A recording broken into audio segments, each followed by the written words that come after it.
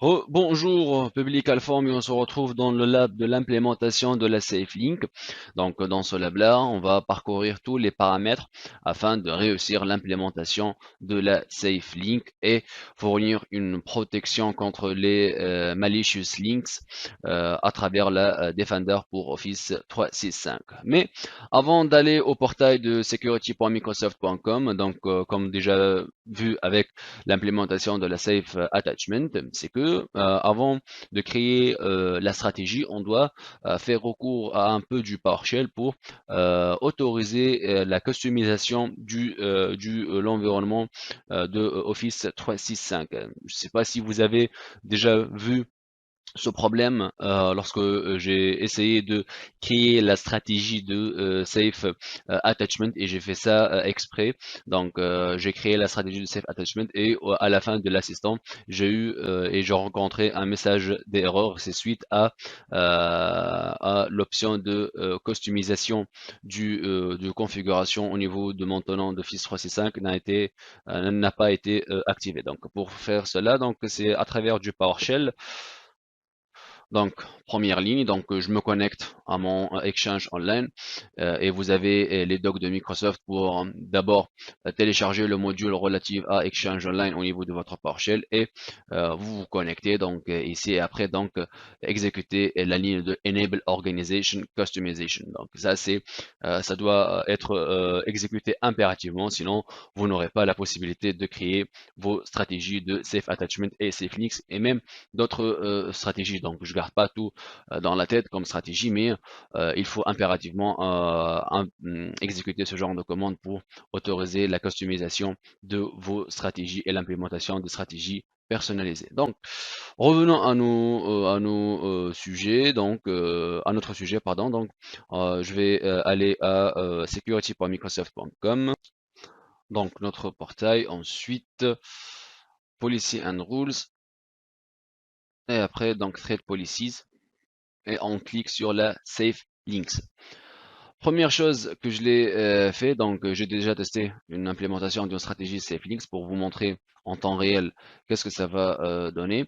Mais pour tester la mise en place et l'exécution et l'apparition des pages web qu'on a déjà traité dans la partie introductive de cette partie-là. Donc, je vous ai dit qu'il y aura des messages qui vont apparaître à l'utilisateur s'il va accéder à des malicious links, donc ou bien les liens malveillants. Donc ici, j'ai pris l'exemple d'une URL, donc alphahomo.com. Donc je l'ai considéré comme si une malicious link et aussi, donc ça c'est la stratégie globale pour tout le tenant. Donc use safe links pour Office 365 apps, pour du Word, du Excel, du PowerPoint et ainsi de suite.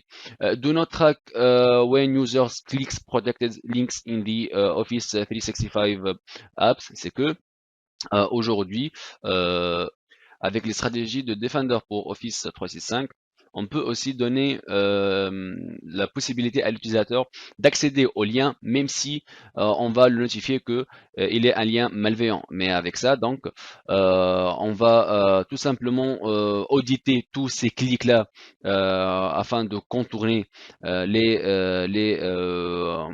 liens, plutôt les notifications qui ont été affichées à l'utilisateur final. Donc ici, si l'utilisateur a eu ce message d'erreur et avec ça, il accède, donc on va plutôt auditer ce genre de clic. Do not let user clicks through the original URL in Office 365 apps. Donc ça, c'est au moment de l'accès au niveau du site malveillant lui-même. Donc avec ça, donc on va soit l'autoriser ou bien on va empêcher l'autorisation ou bien l'accès à ce genre de site. Donc il va avoir et on va voir tout ça donc après avoir implémenté la stratégie, on va voir que malgré qu'on le notifie, donc il peut accéder. Mais nous, donc on va pas autoriser ce genre de action. Donc il va être interdit d'accéder au site. Il n'aura pas l'option de accéder quand même. Donc voilà, c'est brièvement à quoi ça sert ces options-là. Donc on revient à la création de notre stratégie. Donc je vais taper n'importe quoi ici pour accélérer. Donc ça, c'est comme on a déjà vécu et vu avec la Safe Attachment, donc l'user, groups et domaine, et il y a l'option de l'exclude.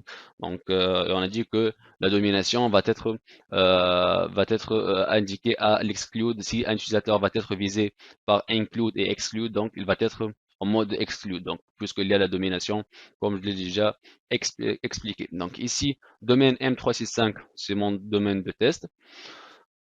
Alors, premier paramètre à configurer, c'est que on va activer la CF Links et aussi donc on va faire recours à la liste des liens malveillants indiqués par Microsoft et stockés dans sa base de données, mais aussi on va faire recours à la réécriture de liens. Donc la réécriture de liens, imaginons que vous avez reçu un email ou bien un message sur Teams avec URL de alform.com. Donc, lorsque l'utilisateur va cliquer sur ce lien-là, il ne va pas accéder directement à alform.com. Donc, il y aura un ajout ou bien une modification de lien de alform.com en ajoutant le lien du serveur qui va accompagner l'utilisateur au moment de son clic pour vérifier l'état de santé, plutôt pour vérifier la légitimité de ce site-là. Donc, alphaarm.com, je ne vais pas accéder à alphaarm.com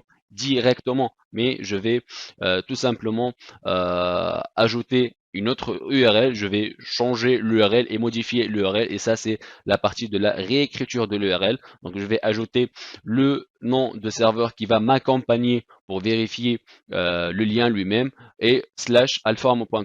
Ça c'est la réécriture. Donc, apply safe links to email message within the organization. Donc ça, c'est pour se protéger contre les inside risk, comme déjà vu dans la partie de kill chain de cette formation. On a dit que les risques peuvent être faits à travers des personnes extérieures à l'organisation et même des personnes à l'intérieur de l'organisation. Donc ça, c'est aussi un point important.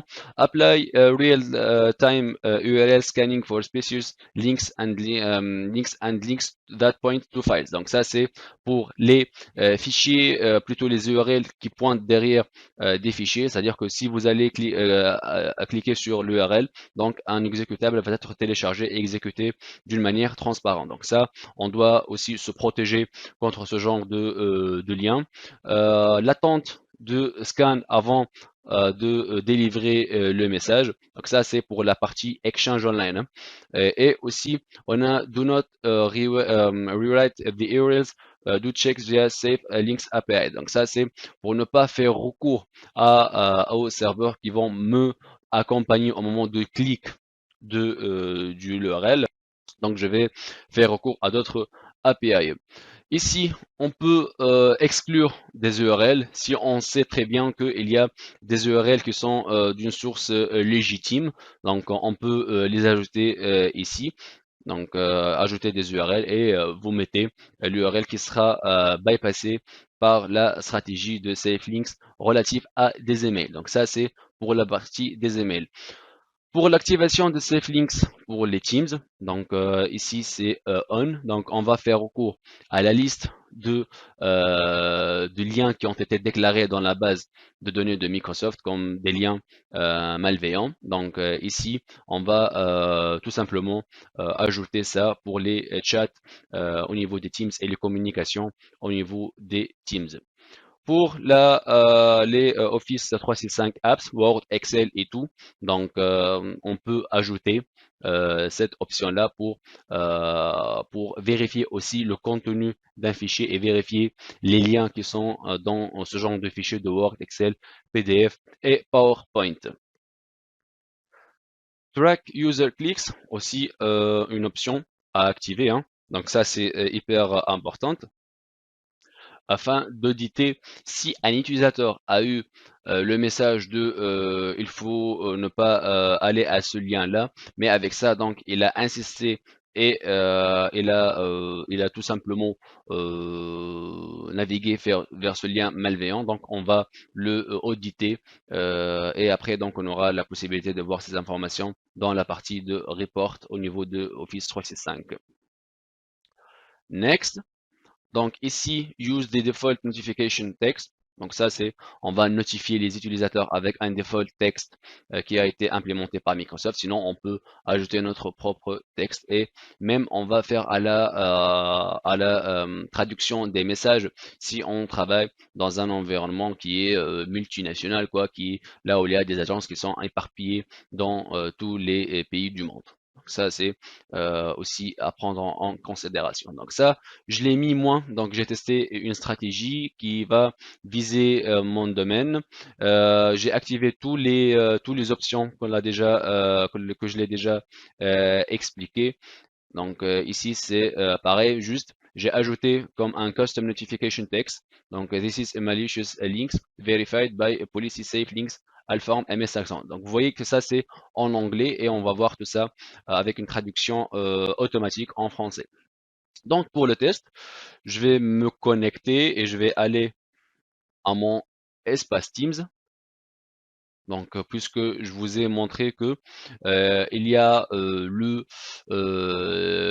site de Alform, je l'ai bloqué ici, je l'ai considéré comme un lien malveillant.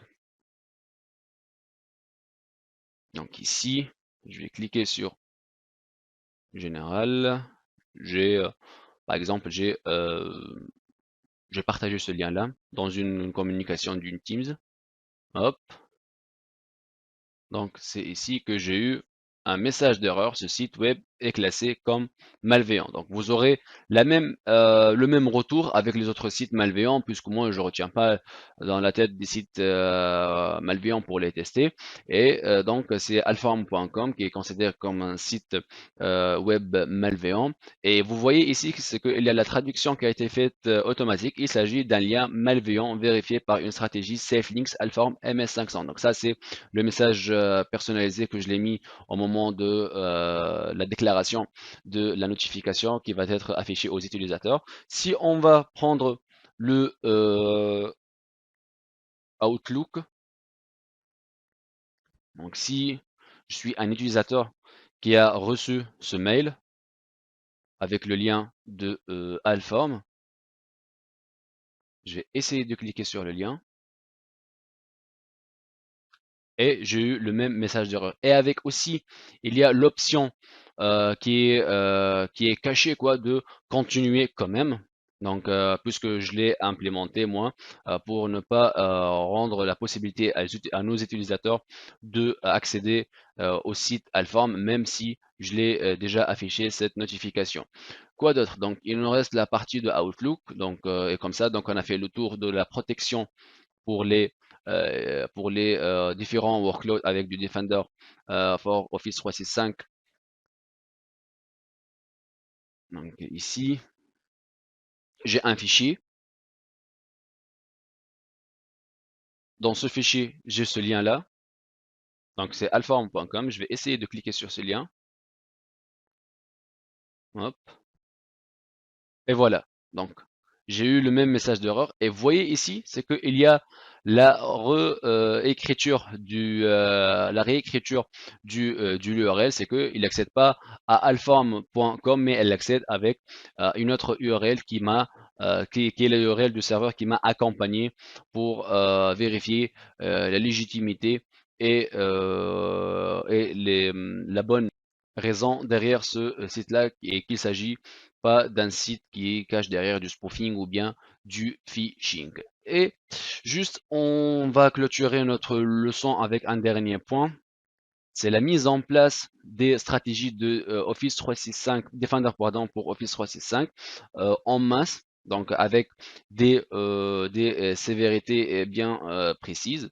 Donc on revient à notre portail security.microsoft.com.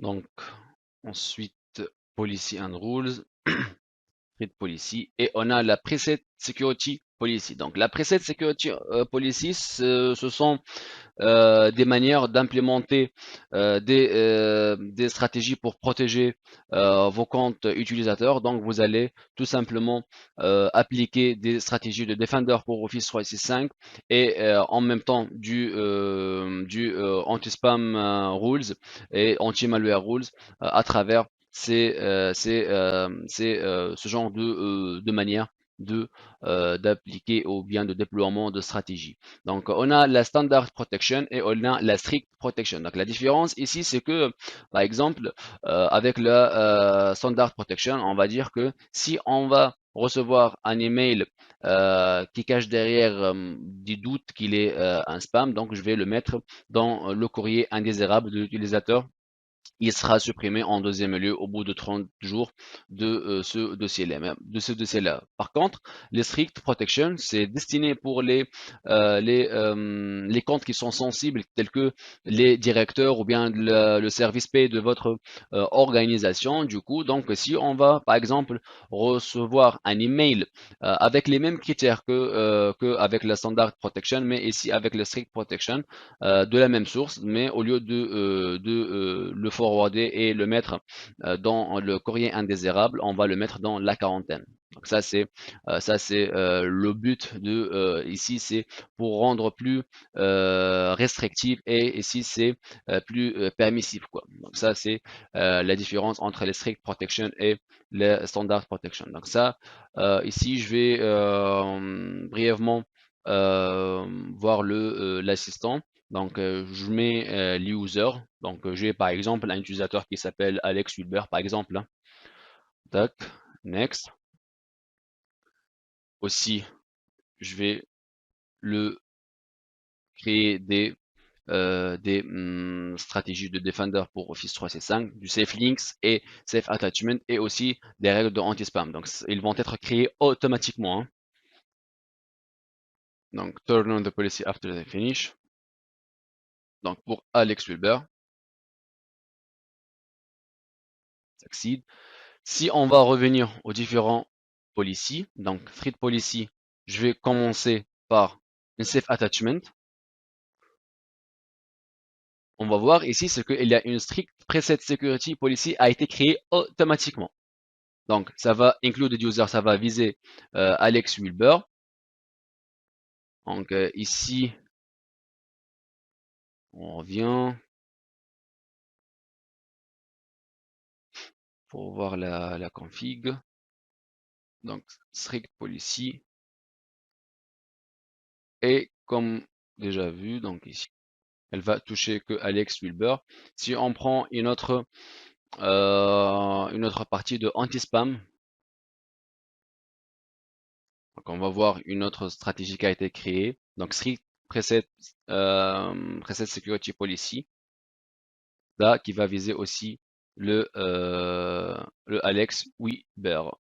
Et donc c'est une façon de création de stratégie de anti-spam, du safe links, du safe attachment en masse pour tel utilisateur avec des restrictions bien déterminées afin d'augmenter la couche de sécurisation de ces genres de comptes. Et avec ce point-là, donc on arrive à la fin de notre démonstration et lab de safe attachment, du safe links, pardon. Et je vous dis à tout à l'heure. Merci.